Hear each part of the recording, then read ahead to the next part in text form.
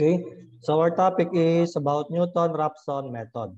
Okay, so ano ba tong Newton-Raphson method na to? So ano ba yung way natin sa pagsosolve nitong Newton-Raphson na to? Okay? So Newton-Raphson method. So this is most widely used root locating formulas. So if the initial guess at the root is xi, a tangent can be extended from the point xi then f of xi. The point where this tangent crosses the x-axis usually represents an improved estimate of the root. Okay? So yung last time, di ba, yung ating discuss na open method is the simple fixed point method. Okay, simple fixed point method. So nag-a-assume ulit tayo ng initial value. Okay? Then sa-substitute lang natin lagi yung ating nakukuhang mga xi, okay, yung xi plus 1 doon sa ating function. Then yung makuha natin xi plus 1, yun yung magiging initial value natin para sa susunod na iteration. So dito, ganun din yung mangyayari. Pero dito may konting nadagdag, which is yung f of f prime xi. Okay? F of prime xi. Okay? So based dito sa illustration, so dinedefine lang naman dito bakit nagkaroon tayo ng f of prime xi. Okay? So sinasabi lang kasi dito sa ating location o sa ating graph. Okay? So explain natin.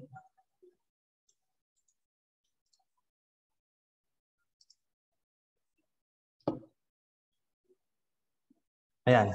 So based dito sa graph ni Newton-Raphson, so let's say meron tayong function of x, okay?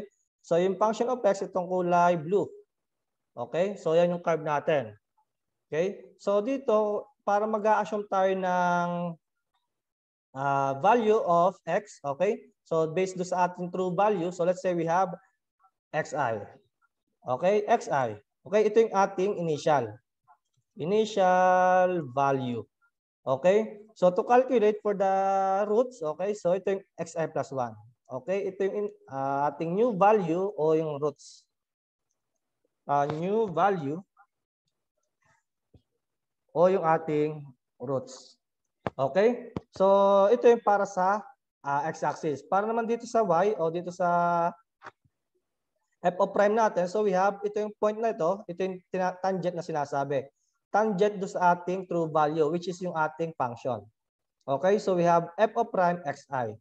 Okay, kung mapapansin nyo dito, kailangan na natin yung first derivative ng ating function. Okay, so let's say if meron tayong function of x na x squared, so kailangan natin yung first derivative. So we have f of prime x, so we have 2x. Okay, then saka tayo magsasubstitute ng value of x. Okay, so dito pinakuha lang yung slope. Okay, alam naman natin ang slope is, okay, so rise over run. Okay, rise over run. So yung rise na tinutukoy dito is ito, f of xi minus 0. So bakit 0 to? So ito f of xi, okay, dito sa point na to, then minus 0. Kasi nandito tayo sa x-axis. Okay, so yan yung rise natin. Okay, all over run. So run natin is xi plus 1, okay, o xi minus xi plus 1. Okay, so yan yung magiging equation natin o yung pinakang illustration para dito sa Newton-Raphson method. So naggamit tayo dito ng slope para makuha yung kanyang roots. Okay? So ayan. So parang kinompare lang dito yung rise. Okay? So yung slope kasi natin is f of prime. Okay? Di ba yung ating formula is slope, ito na, equals to rise over run. So slope natin is yung f of prime. Okay, f of prime xi. Rise natin, so we have from 0 papunta sa f of xi. So we have f of xi. All over, so yung ating run. Run natin is xi minus xi plus 1. Yung difference nitong ating point. Okay, so we have xi minus xi plus 1. Okay, so dito lang nanggaling yung ating formula. So to calculate for the value of f of xi, so cross multiply lang. So we have xi minus xi plus 1 is equals to f of xi all over f of prime xi. Okay? So kung kukumpitin natin yung xi plus 1, ito, so lipat ko to sa kabila, then itong f of xi all over f of prime xi dito naman sa left side. Kaya ito, mangyayari is xi, lipat ko sa kabila itong f of xi. So we have f of xi all over f of prime xi is equals to xi plus 1. Okay? So nangyari dito, kumuha tayo ng formula para makuha yung ating roots by means of slope. Okay? Kaya dito mapapansin nyo, meron tayong f of prime xi. Dito nanggaling yung formula natin. Okay? Tatandaan na based dito sa ating graph, so gumamit tayo ng slope para makuha yung ating roots o yung true value. Okay? So ito, mas mabilis gamitin to o mas mabilis natin makukuha yung true value compare sa simple fixed point. Okay? So ito namang Newton-Raphson is same din. Okay? Mag-a-assign tayo ng initial value. Okay? Same do sa simple fixed point. Then, ating tinetest din yung kanyang convergence test. Okay? Tinetest natin kung ito ba is lalapit sa ating true value o hindi. Okay? So dapat matest muna natin kasi baka mamaya yung inassume natin na initial value is papalayo naman sa ating true value. So magda-diverge siya. Okay? So ayan yung magiging formula natin sa pag-compute ng roots. Okay? So yung convergence test is same lang nung sa simple fixed point. Okay? So we have g of x is equals to absolute value of f of prime, f of x 0. Ibig sabihin, yun yung initial value natin.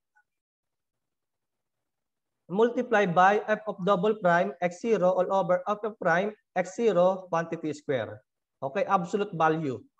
Okay, masasabi natin na siya is magko-converge if g of x natin is greater than 0 but less than 1. Ibig sabihin, nasa point something lang dapat yung g of x natin. Okay? So try tayo ng example. Yan.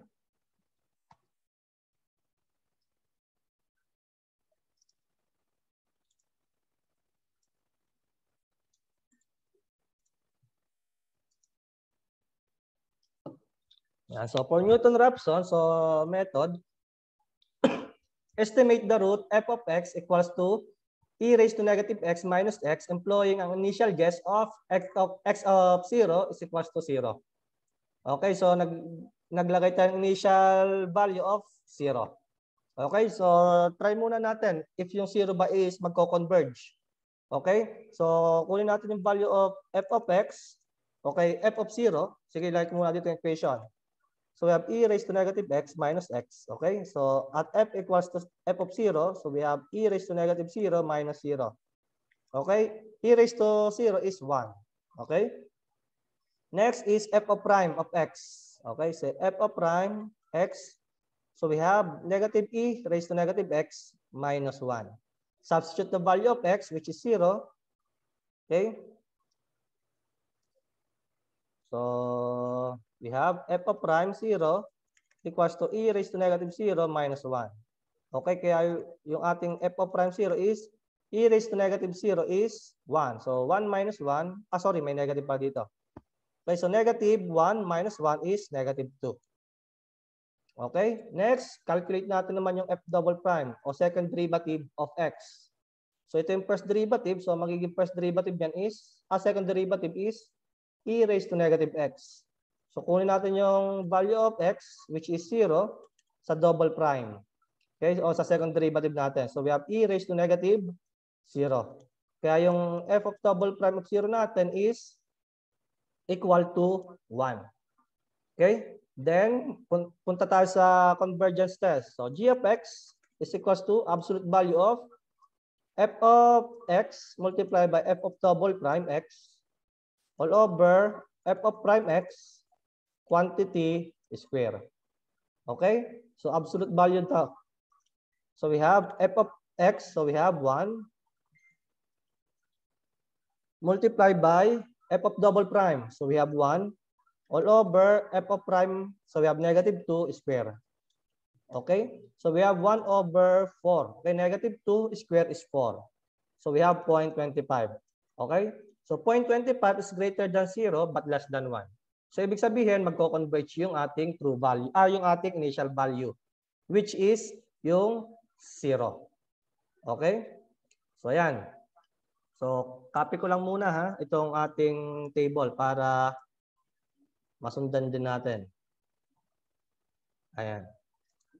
So, okay, kukuha tayo ng true value. Okay, so we have f of x is equals to e raised to negative x minus x. Okay, so to calculate for the true value, yung f of x mo will be equals to 0. Kaya we have 0 is equals to e raised to negative x minus x. So dito makukuha natin true value. So shift solve lang. Okay, so we have 0 equals e raised to negative x minus x. Okay, shift solve. So we have true value of 0.567142. 0.5671 4329. 432,904. Okay? Yan yung true value natin.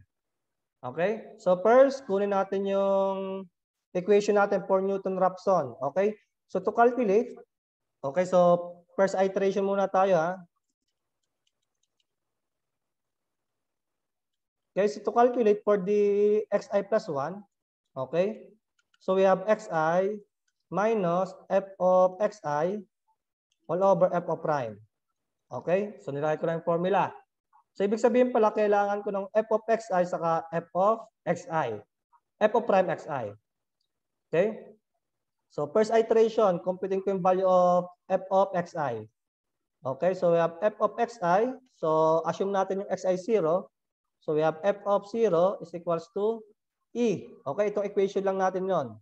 Yan kasing given. E raised to negative 0 minus 0. So we have 1. Okay, yan yung ating f of xi. Kung mapapansin nyo dito sa table, ito na yan. Okay, then kunin natin yung f of prime xi. Okay, so yung first derivative nito, ilagay ko ulit dito. So we have f of prime xi is equals to negative e raised to negative x minus 1. Okay, substitute lang natin yung value of xi, which is 0. So we have negative e raised to negative 0 minus 1. Kaya ito is negative 1 minus 1 is negative 2. Ito yung ating f of prime xi. Okay, so ito first iteration pa lang to ha. So we have negative 2. Okay, so to calculate for the value of xi plus 1 o yung roots natin, so substitute nyo lang dito. So we have xi plus 1 is equals to xi. Yung inassume natin as 0 minus f of xi, which is 1, all over f of prime, which is negative 2. Kaya yung xi plus 1 natin will be equal to negative 1 over negative 2 is 1/2 or 0.5. Okay? So ayan. So ito yung magiging roots natin. Pero kapag dating natin sa second iteration, okay, kung kukunin natin yung second iteration, yung xi plus 1 natin is magiging xi na natin. So yan yung magiging initial value natin sa second iteration. O kaya siya yung magiging initial value natin sa susunod na iteration. Okay, so dito xi natin yung xi plus 1 nung sinundan, which is 0.5. Yan. Then same procedure. Kunin natin yung f of xi. Okay, so we have e raised to negative 0.5 minus x, which is 0.5 din. Okay, kaya ito is equals to e raised to negative 0.5 minus 0.5. Kaya we have 0.10653. Okay? 105631. Ayan, ito. Okay? So, sige, 6 decimal places tayo. Okay, then f of prime xi, so we have negative e raised to negative 0.5 minus 1. Kaya we have negative e raised to negative 0.5 minus 1. Kaya we have negative 1.606531. Ayan. Okay? So yan, kompleto ulit yung parameters natin. So we can calculate na for xi plus 1. Okay, so we have xi, so we have 0.5 minus f of xi of 0.106531 all over f of prime, which is negative 1.606. Sorry, ba't tulad?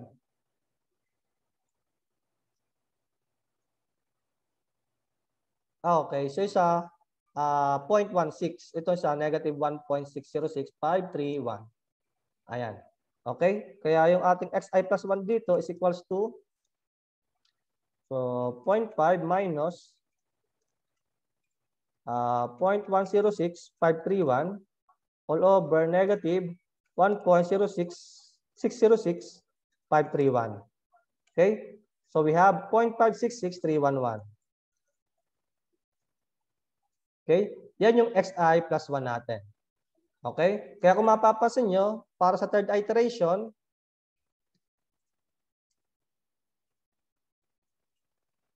itong xi plus 1 ng second, okay, siya yung magiging xi dito sa third.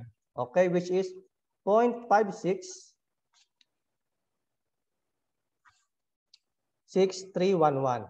Okay? Kaya dito, ito yung ating xi. Na ito yon. Okay? So, calculate tayo. So, we have f of xi. So, we have e raised to negative 0.566311 minus 0.566311. Okay, so we have e raised to negative 0.566311 minus 0.566311. Okay, so we have 1.304515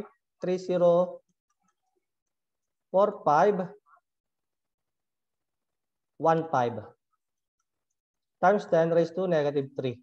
Okay, then kung kukunin natin yung f of prime xi, so we have negative e raised to negative 0.5666311 minus 1. So we have minus, so ito minus 1.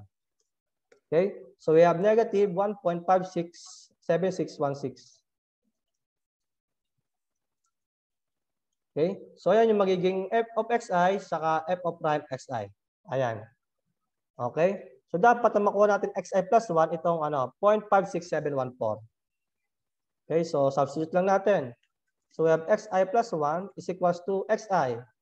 So 0.566311 minus f of xi. So we have 1.304515 times 10 raised to negative 3 all over f of prime, which is negative 1.567616. Okay? Kaya yung magiging xi plus 1 natin dito will be equal to, okay, so we have 0.566311 minus 1.304515 times 10 raised to negative 3 all over negative 1.567616. Okay, so we have 0.567143. Okay, ito yung magiging xi plus 1 natin, which is ito yung xi dito sa fourth iteration, and so on. Okay, so again, nakadepende sa magiging termination, yung magiging sagot natin. Let's say, terminate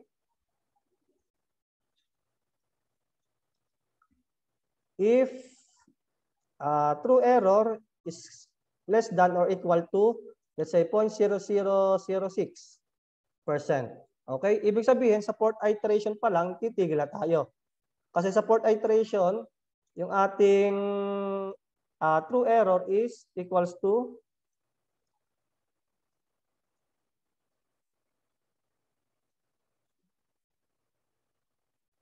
ayan. Sa fourth iteration, yung ating true error is 0.00058. Okay? So, ganun lang kasimple itong Newton-Raphson method. Okay? So, kung ilalagay natin to sa Excel, okay, so try natin.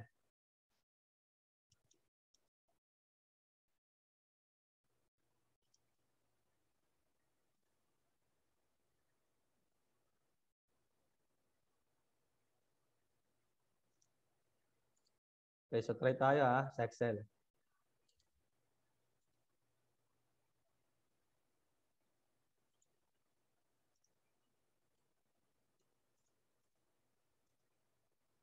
So yung ating sample, ayan. So ilagay muna natin. So we have itong iteration. So xi, f of xi, then f of prime xi, then et. Okay, in terms of percent. F of prime xi. So et in terms of percentage. Ayan. So ilalagay lang natin dito, input lang natin yung mga parameters natin. So ito initial, so 0, okay? So f of xi. So isa-substitute lang natin dito sa equation. Okay, ilagay niyo lang equation. So we have e. So pag itong exponential, yung kanyang code o formula is exp. O exponential, then yan, naka-raise na yan. Okay, so negative x. So yung x natin, siyempre, sinasubstitute natin is itong ating initial value. So click nyo lang, then parenthesis, then minus x. Okay? So ayan. Yan, meron tayong 1. Then, yung kanyang f of prime. Okay, so we have equals, di ba derivative nitong e raised to negative x minus x is negative exponential raised to negative x. Okay, so we have negative x, then minus 1. Okay? Yan. Kaya meron tayong negative 2.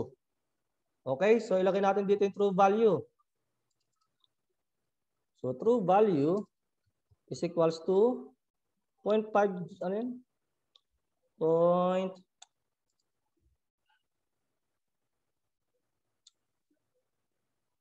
yung true value natin. 0.56. 0.567 143 904. Ayan. Yan true value natin. Kaya itong true value is, di ba, true value at true error is true value minus approximate all over true value. Okay? Then multiply by 100%. Times 100. Ayan. Okay? So, itong xi natin, di ba, itong magiging value of xi natin is dito na sa second iteration. Okay? So, first, second, so drag na lang natin.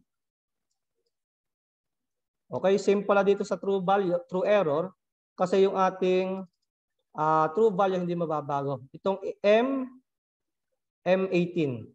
So, lagyan lang natin ng $sign. Same dito sa kabila. Ayan. Okay, para mamaya, dadrag na lang natin. So, next. Dito natin nilalagay sa second iteration, di ba? Kapag kukunin natin yung xi plus 1, siya yung magiging initial value nung susunod na iteration. Kaya dito ko ilalagay equation natin. Okay, equation natin dito is xi minus f of xi divided by f of prime. Okay, ayan.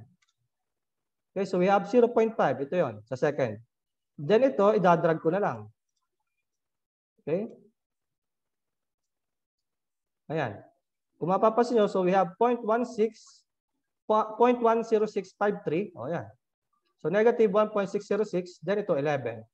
Okay? So kung gagawin natin naman is 6 decimal places, pwede naman. Ito gawin natin. So ilalagay lang natin is round. Okay? Round, then parenthesis, then dito sa dulo, comma, kung ilang decimal places. Let's say 6. Ayan. So yun. Diba? Same dito. Ganun din. So we have round, parenthesis, comma dito sa dulo, then 6. Same dito. Okay, so we have round, then kung ilang decimal places. Okay, so ayan. Lahat is 6 decimal places na siya. Kung gagawin natin na dito sa true error is absolute value, ilalagay lang natin abs. Abs. Ayan, para hindi tayo magkaroon ng negative error. Kaya kapag katapos niyan, so nalagay na natin yung formula, dire-diretso na yan. I-drag na lang natin. Ayan. Okay, may mali. Aha. Okay, so may mali yata doon sa ano ko, formula.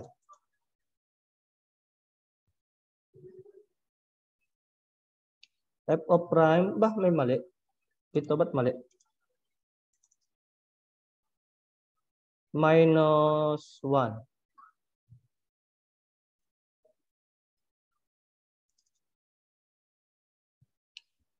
E raised to negative. Sorry, may minus na wala yung round. Napas una. Nandito. Yung exp negative. Ayan. Ayun. Okay, so kung mapapansin nyo dyan, so i-drag ulit natin. At nagulo eh. Ayan. Kaya kung mapapansin nyo, sa fourth iteration pa lang, pwede na nating itigil. Kasi 0.00045 na siya. Okay? Kaya mangyayari dyan, yan ay magigisagot natin hanggang fourth iteration lang. Okay, so ito pwede nang i-delete. So, pagandahin na lang yung table. Ayan. So, paano nyo pagagandahin? Ayan. Ayan. So, pwede na yan. Okay? So, ganyan lang yung pag-solve natin sa Newton-Raphson. Okay? So, parang kinukuha lang natin yung f of x ay f of prime. Okay?